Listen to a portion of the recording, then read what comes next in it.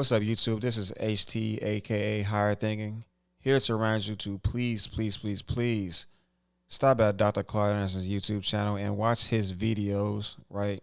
Watch it unsnipped and unclipped and show some support, man. Stop at the comment section and just leave some roses because he deserves it, right? He's dedicated his entire life to being a warrior for a disenfranchised group of people. And that his work is not ending with him. That remind him that he's cultivated the next generation of warriors that's willing to continue the fight that he's left off on, right? So please stop by and show him some love. And in the meantime, enjoy this video.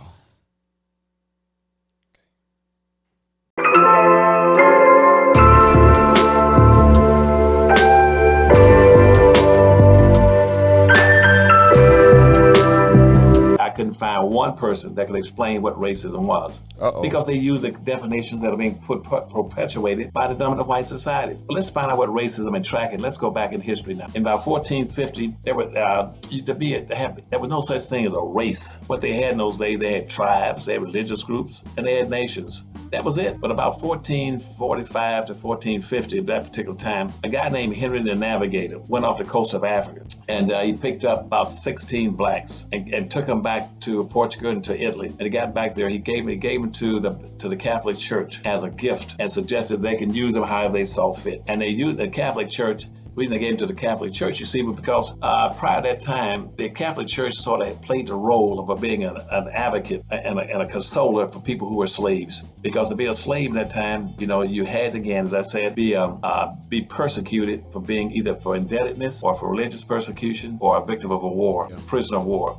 And so the Catholic Church was playing the role of being a great consoler, come in and comfort you. And so when Henry the Navigator gave those 16 blacks to the Catholic Church in about 1445, 1450, they kept them and used them. What we do, we use them as slaves, as servants in the Catholic Church. And they used them in that role from about 1445, 1450 up until about 1488. And in 1488, a guy named Pope Innocent, he says, you know, we found out over this 40-something year period, having these blacks around, that's a good thing because we never had them before. As I said before, to be a slave, you had to be either indebted to someone or religiously being persecuted or prisoner of war. But these were neither of those things, so they said, well, this is a good thing. And so at that point in time, they injected the word race into race popped up. Not necessarily at that point, but around that point. And by saying, okay, what we're going to do now is just use them in any capacity we could. And so by the early 1500s, it was a major thing was going on across the world. And starting in Europe, they were suffering from famine, diseases, food shortages, and crime. And they needed to do something to resuscitate the entire European continent. And they were looking for a hope. So when Columbus came back and said, I found all this land, and it's uninhabited. That's when racism started, right there. It picked up, going all the way back to Henry the Navigator up to this point. Racism started at that point. How did it start? Because then they said, you know what? We need to go inhabit that land and try to use it that has value. But how are we going to do it? People said, well, remember what Pope Innocent said back in 1487? Let's use those people called blacks. Use them as a labor class, and we're going to change the whole concept of how to get wealth and power and save this continent. The entire European continent was going down the toilet. It's what we do then. We'll combine things instead of. Yeah, it really was. Wasn't it? Was that not around the time and all that the Black Death and all that stuff and all these wild diseases that was happening? Being practicing mercantilism as we've been doing up to this point in time. Let's come up with a new concept and where you can own and control, get the land, get the tools and the resources, and use someone else's labor and then enrich yourself. That becomes capitalism, and that's where some concept of capitalism started. But let's go back to the concept about race. So a race started. 9 European nations, France, Germany, the rest of them said they got into a race. So let's try to see who can be the first one to get over in those countries to North America, South America, Central America, and the Caribbean, and use black labor to enrich ourselves.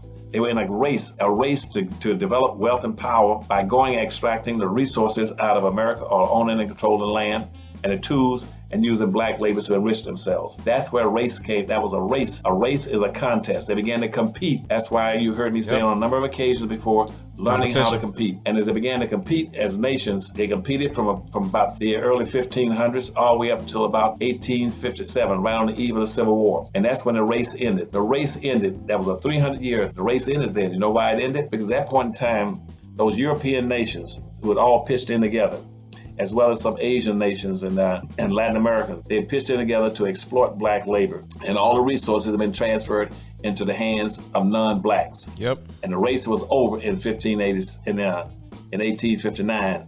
The origin story of the word race. And when the race ended, they took the E off of race and stuck a suffix called ISM, which means sustain and hold on to the prevailing conditions. Yeah. At that particular time in 1859, whites owned almost 99% of everything in America, and black slaves owned practically nothing. You had about almost 4.5 to 5 million slaves, but they owned practically nothing. And the only people, and the few blacks that had gotten something was you had about 200-some thousand blacks that were free. Collectively, they had 1/2 of 1% of anything of value. Yep. At that point in 1859, the race ended, and they took the E off of race and stuck the suffix ISM. That's where racism came from. It had nothing to do with minorities and poor folk and people of color. Yep. It had to do strictly with black people and whites, which means all the wealth and resources and land, ownership, rights, privileges, businesses, income, had all been transferred into the hands of the dominant white society.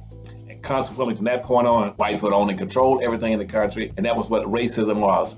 At any time black folk asked for anything, for reparations or affirmative action or any preferential treatment or anything, you sort of be in an opposition to it.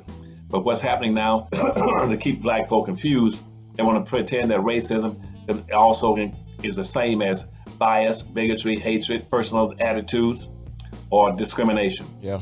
Those things have nothing to do with everybody discriminates. Even in a family, you can discriminate, but you can have 5 kids and discriminate between them. That has nothing to do with racism. Yeah. And see, black folk must learn that and understand that black people can never be racist. All they can do in America is react to white racism. Yeah.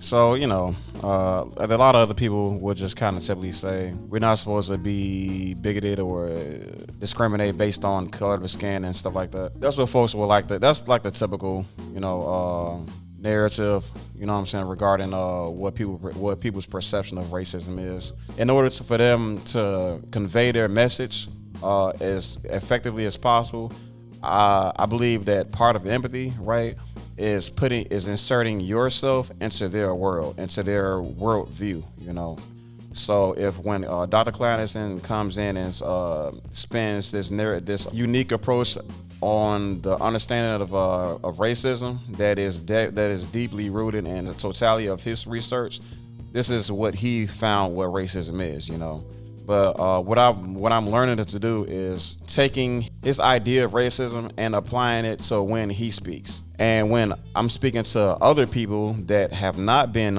exposed to Dr. Claud Anderson's, work and stuff like that, I have to remind myself to, okay, this person sees racism like this. He sees it as discrimination, this and this and that. And then when I speak to another person, they may say, oh, well, the person that'll say black people can't be racist. You know what I mean? I'll have to understand what he means by racism. Like, what do you mean by racism? If you look at dictionary.com, you'll actually see that racism and racist have 2 completely different meanings now. I had a really big, thick red dictionary back, growing up, and I looked up the word racism or racist and all that stuff, and it said the belief that one's own ethnic background is superior to all others. Kyrie Irving shared a tweet, you know what I mean? And then the Jewish people came and said, oh no, take it like we fire this guy, you know what I mean? These guys can change things, you know what I mean? They take a black guy out of his job because they didn't like what he tweeted, you know what I mean? So that's the type of racism that black people don't have access to. Now we can be discriminatory. That's pretty much it, right? So like I said, I gotta remember that these guys, I got to remember that when I'm speaking to certain people, their idea of what racism is different from what Dr. Claud Anderson's idea of racism is. And if I were to kind of introduce something that Dr. Claud Anderson is speaking of, and if it's if it's specifically to do with racism, which is a lot of his stuff is, I'm gonna have to make notes to remind put them up to speed as far as the context of what Dr. Claud Anderson is using. You know what I'm trying to say? If I don't explain somebody that Dr. Claud Anderson's view on what racism is different than what their perception of racism is, it can completely screw up the entire conversation. You as a speaker, you have full responsibility to fully articulate your thoughts and opinions. It's your job to speak coherently and correctly, no matter what the other person's background is. And you have to be empathetic enough to understand what context you're gonna have to explain before speaking out, right? And of course, always look out for the people that listen in bad faith. Those people exist also. Blacks don't have the power to enslave, Jim Crow, segregate, or mistreat anybody in America. Yeah, there we go. Racism is an issue between blacks and whites. It has nothing to do with language groups or culture groups or other groups coming to America. Race and nationality is two very different things. Even by definition, it's two very different things. It's just that people don't really apply that. Right. They don't apply that, and then when if somebody were to be discriminatory against a Mexican, the Mexican person will deem that racist, right? However, that's not racism according to Dr. Claud Anderson. That's being discriminatory. So, but if it's to do with race, then race is primarily skin color. It's skin color, but I believe he might correct me though, because it might mean foundational Black Americans or Black people, blacks and whites. And so now that you understand racism, be on the guard. Don't let anybody use those terms in front of you to confuse it and mix it with things that don't pertain to black folk. Yeah. White folks started misusing the word race after 1959 and told black folk it has to do with how you feel about somebody, right, and whether you like them or not. Racism started off as an economic issue between blacks and whites. It is still an economic issue between blacks and whites. When he says they're going to misuse the term racism to confuse blacks into thinking that it's about how you feel and stuff like that, I definitely know what he means. This is something that's kind of bold, true. It's like an inclusivity thing. It's like they like to use this trauma Olympics. You know what I mean? They want to say who are your black folk are always participating in trauma, the trauma Olympics, on who suffered the worst and all this other stuff. It's not even the case. It's not even necessarily the case with us. Like, we're just 99% of the time we're literally just explaining like what happened to us, and we want justice, you know.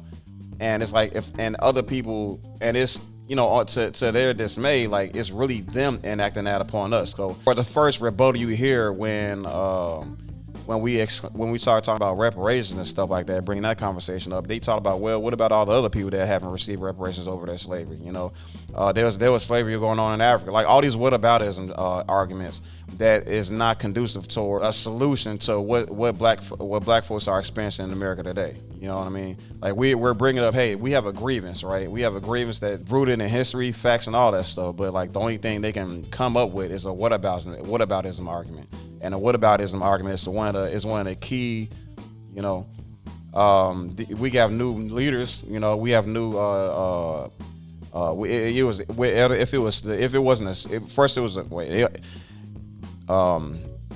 First it was abolitionists. Then I'm gonna miss them. I apologize, but then there was this, you know, Dr. King and the Civil Rights Movement and Malcolm X. Then it was NAACP. Then it was BLM and all that stuff. And then it's just social justice warriors today, you know. And it's like, I'm just saying, like, these conversations aren't new. So why are you still trying to assume that these people are like something wrong with their head or anything like that. It's in these conversations I know they've heard the arguments from both sides and they're still standing firm on these dog crap talking points. So it's not, they're not stupid. They're actually they're looking out for their best. They're looking out for the best interests of their own race. That's what this video is kind of emblematic of, is racism. They are participating in racism. Why? Because they want to remain as they want their group to remain as the dominant society.